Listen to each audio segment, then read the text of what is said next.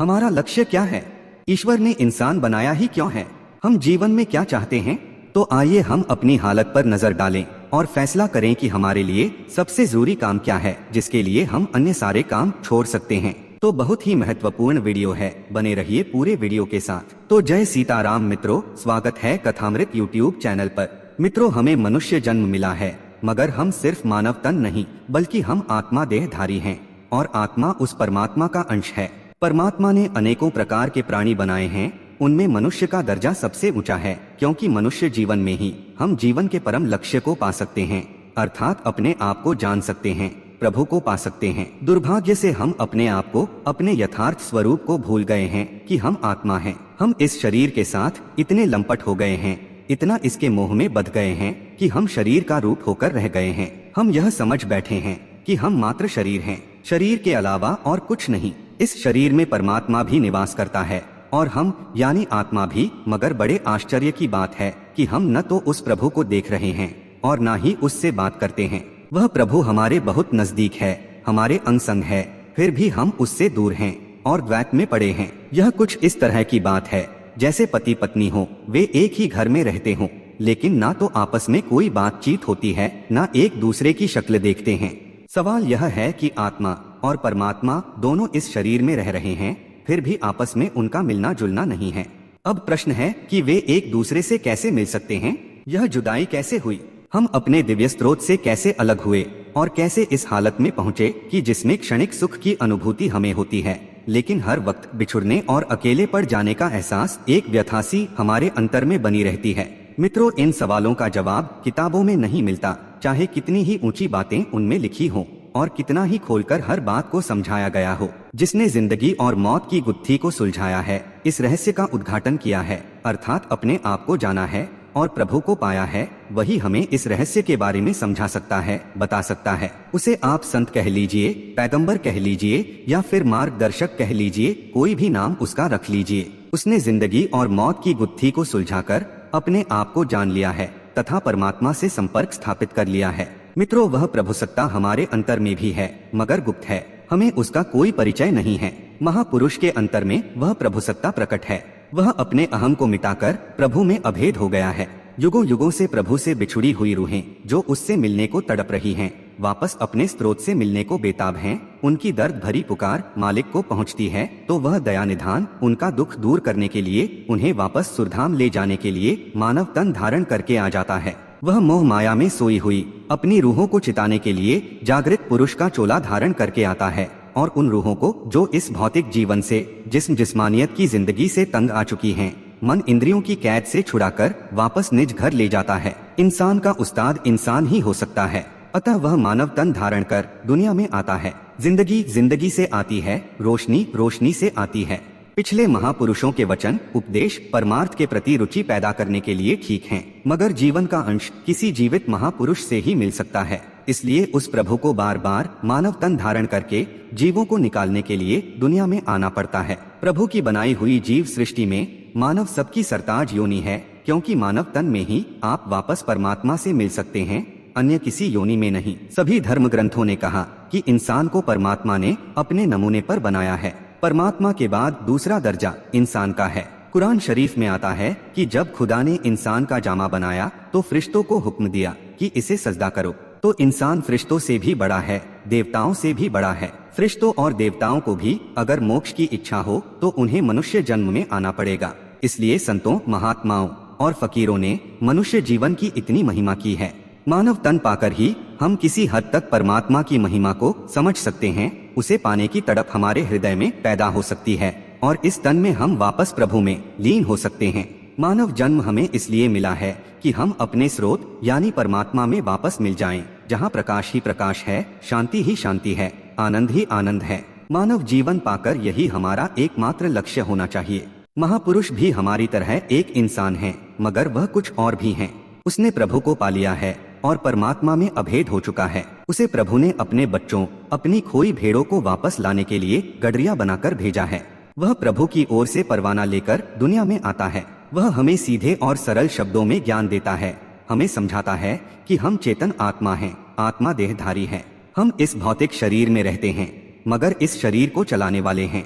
एक दिन यह शरीर हमें छोड़ना पड़ेगा। यह एक किराए का मकान है जो थोड़े समय के लिए हमें रहने को मिला है, उसके बाद इसे छोड़ना पड़ेगा। हम शरीर रखते हैं मगर हम शरीर नहीं, आत्मा हैं। इस शरीर को चलाने वाले, इसमें चेतनता भरने वाले। शरीर के साथ हमें मन भी मिला है जिसके द्वारा हमें भौतिक जगत का, शरीर और शारीरिक संबंधों का ज्ञान होता है। मन हमें बाहरी चिंतन मनन में लगाए रखता है। हम यह शरीर रखते हैं, मन रखते हैं और आत्मा रखते हैं।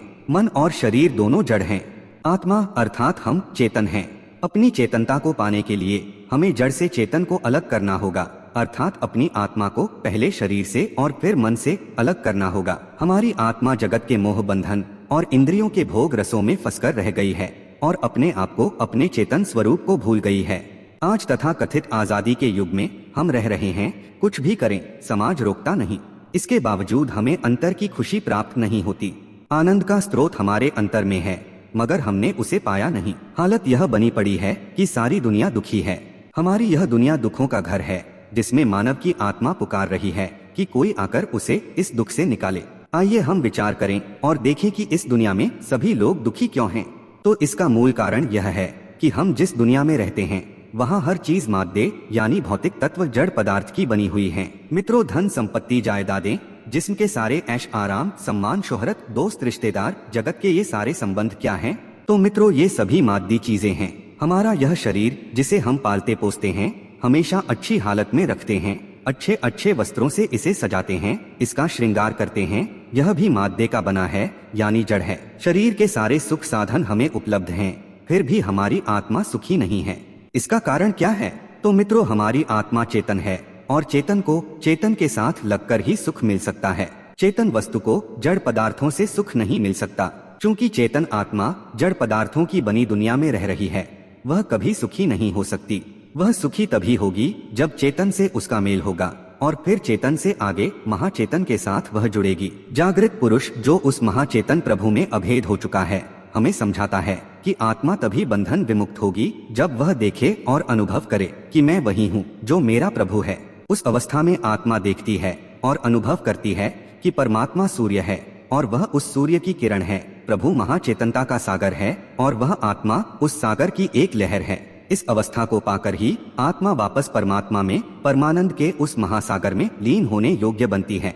कभी हम उस महाचेतनता के सागर में लीन थे, वह हमारा निज धाम था। वहाँ से बिछुड़े हुए हमें युग युगांतर बीत गए। हम अभी तक वापस अपने घर नहीं जा सके। उस अवस्था को पाने के लिए, वापस अपने निज घर जाने के लिए हमें जिस्मानियत से, शरीर और शारीरिक व्यापार से ऊपर उठना होगा, अर्थात जीते जी मरने की विद्या सीखनी होगी। यह विद्या पूर्ण पुरुष जब जब वे दुनिया में आते हैं हमें सिखाते हैं। वह परम सत्ता जिसका कोई रंग नहीं, कोई रूप नहीं, कोई आकार नहीं, कोई नाम नहीं, जब अभिव्यक्ति में आई तो उसके दो स्वरूप बने, ज्योति और श्रुति, जिनसे सारे खंड मंडल ब्रह्मांड बने। वह परम सत्ता सृष्टि के कण कण में ज्योति और नाद रूप होकर व्याप रही है। वह सबको बनाने वाली है, सबको धारण किए हुए है। वही हमारे इस शरीर में व्याप्त होकर इसे चला रही है। उसी के सहारे हमारी आत्मा इस शरीर में स्थित है। जागृत पुरुष या संत सतगुरु अपनी दया दृष्टि का उभार देकर हमारी आत्मा को शरीर से, मन से ऊपर लाकर अंतर्मुख ज्योति और श्रुति के साथ जोड़ देता है, जो वापस प्रभु के घर जाने का सीधा और कुदरती रास्ता है। वह बाहर से कोई चीज नहीं देता। यह चीज यानी ज्योति और श्रुति सबके अंतर में है, मगर वह एक दबा हुआ खजाना है। सतगुरु उस दबी हुई दौलत को प्रकट करके उसका व्यक्तिगत अनुभव हमें प्रदान करता है। जैसे जैसे हम अभ्यास करते हैं, अर्थात अंतर्मुख ज्योति और श्रुति के साथ जुड़ते हैं, हम जिस्म और जगत से ऊपर उठकर मंडल दर मंडल सफर करते हुए वापस प्रभु के धाम पहुंच जाते हैं। सारे धर्म ग्रंथ, चाहे वे किसी भी समाज के हों, किसी भी भाषा में हो, वे बताते हैं कि वह परमात्मा इंसानी हाथों से बने ईंट पत्थर चूने के मंदिरों, मस्जिदों, गिरजाघरों में, गुरुद्वारों में नहीं रहता। वह उस हरि मंदिर में रहता है जिसे माता की कोख में बैठकर प्रभु ने अपने हाथों से बनाया है। और हमारा यह मानव तन ही वह सच्चा हरि मंदिर है जिसमें वह प्रभु निवास करता है। जब उस प्रभु ने सृष्टि की कल्पना की और कहा कि मैं एक से अनेक हो जाऊं, तब उस कारण परमात्मा की अभिव्यक्ति की दो सूरतें बनी, यानी ज्योति और श्रुति। सारे धर्म ग्रंथों में, जिनमें बाइबल की ओल्ड टेस्टामेंट भी शामिल है, इन दो चीजों का जिक्र किया गया है। कुरान शरीफ में इसे कलमा कहा गया है, उपनिषदों ने इसे उद्गीत कहा है, पारसियों के धर्म ग्रंथ जैन अवेस्ता में इसे सरोशा करके बयान किया गया है। बौद्ध धर्म ग्रंथों में इसे ध्वनित ज्योति या गुंजायमान ज्योति करके पुकारा गया है। गुरुवाणी में इसे नाम और शब्द कहा गया है और बाइबल में इसे वर्ड की संज्ञा दी गई है। आप किसी भी धर्म स्थान में, जैसे गिरजा में, गुरुद्वारे में या यहूदियों के सिनागोग में या बौद्धों, हिंदुओं या जैनियों के मंदिरों में चले जाइए, इन सब में ज्योति और श्रुति अर्थात नाद का चिन्ह आपको मिलेगा। सभी धर्म स्थानों में ज्योति जलाई जाती है, घंटियां या घंटे बजाए जाते हैं या ढोल नगाड़े शंख आदि बजाए जाते हैं। ये सब क्या है? ज्योति और नाद के प्रतीक ही तो हैं, जो हमें याद दिलाने के लिए रखे गए हैं कि ऐसी ज्योति हमारे अंतर में जगमगा रही है और ऐसा नाद हमारे अंतर में गूंज रहा है। दो भूमध्य आँखों के पीछे जहाँ रूह का ठिकाना है, वहाँ उस ज्योति को देखा जा सकता है। अंतर की उस ध्वनि को जो घट घट में गूंज रही है सुना जा सकता है। लेकिन कब? जब आपकी अंतर की आंख यानी दिव्य चक्षु या शिव नेत्र जो इस वक्त बंद पड़ी है वह खुल जाए, आपके अंतर के कान जो बंद पड़े हैं वे भी खुल जाएं। कालांतर में धर्म स्थानों में रखे गए इन चिन्हों के महत्व को मानव भूल गया है। वह यह भूल गया कि हमारे पूर्वजों ने धर्म स्थानों में ये चिन्ह उस ज्योति और श्रुति के प्रतीक हमें स्मरण कराने के लिए रखे थे कि यह ज्योति और श्रुति हमारे सबके अंतर में है, मगर हम बाहर के चिन्हों में उलझकर रह गए हैं। यदि हम अंतर में उस दिव्य ज्योति और श्रुति को प्रकट कर लें और उनके साथ जुड़ जाएं, तो हम उस प्रभु से मिल सकते हैं। आज इंसान बाहर के रस्मों रिवाजों में उलझ कर रह गया है, वह असलियत को भूल गया है। इन हालात में कोई आश्चर्य की बात नहीं कि बहुत से लोग यह समझने लगे हैं कि धर्म रस्मों रिवाजों, मत मतांतरों और अंधविश्वास पर आधारित परंपराओं का नाम है। विज्ञान के युग में कोई भी व्यक्ति आंख बंद करके इस बात को मानने के लिए तैयार नहीं है कि मरने के बाद मुक्ति मिलेगी। मित्रों, बोलने के लिए बहुत कुछ है, मगर वीडियो बड़ा हो जाएगा। अगर आप कमेंट में कहेंगे तो इसी का अगला भाग आपको मिल सकता है। यदि आपने कथामृत को सब्सक्राइब नहीं किया है तो जरूर करें। सभी को राम राम।